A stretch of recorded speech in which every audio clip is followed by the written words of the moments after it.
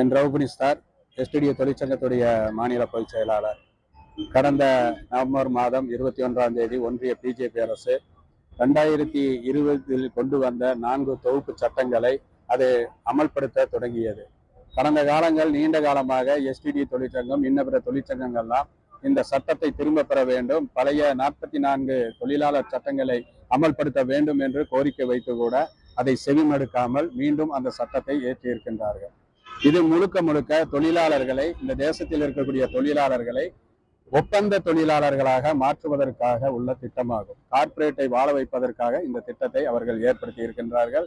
இதுல கிட்டத்தட்ட 29 சட்டங்களை எடுத்து 4 தொகுப்புகளாக மாற்றி இருக்கிறதால 1700க்கும் மேற்பட்ட விதிகளை திருத்தி 365 விதிகளாக அதை மாற்றி இருக்கின்றார்கள்.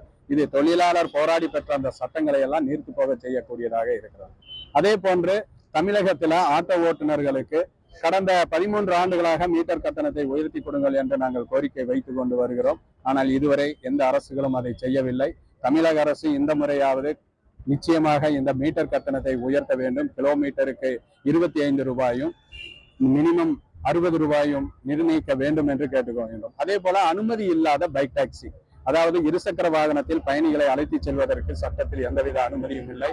சட்டத்தில் அது இழப்பீடும் கிடைப்பதில்லை. ஆனால் இதை தமிழக அரசு ஏன் வேடிக்கை பார்க்கிறது என்பது தெரியவில்லை. கர்நாடக அரசு தடை செய்தது போன்று தமிழக அரசும் இந்த பைக் டாக்ஸி முறையை தடை செய்ய வேண்டும். இதனால் நிறைய குற்றச் செயல்கள் ஏற்படுவதற்குண்டான வாய்ப்புகள் இருக்கு. அதே போன்று 100 நாள் வேலை வாய்ப்பு திட்டத்தை தமிழகத்தில் அந்த மத்திய அரசு இப்ப கொண்டு வந்திருக்கக்கூடிய இந்த திருத்தத்தை தமிழகத்தில் அனுமதிக்க கூடாது. மகாத்மா காந்தி ஊரக வேலைவாய்ப்பு திட்டம், அந்த பழைய திட்டத்தையே அனுமதிப்போம் என்ற அந்த சட்டமன்ற தீர்மானம் நிறைவேற்ற வேண்டும் என்றும் இந்த ஆர்ப்பாட்டம் வாயிலாக நாங்கள் கேட்டோம்.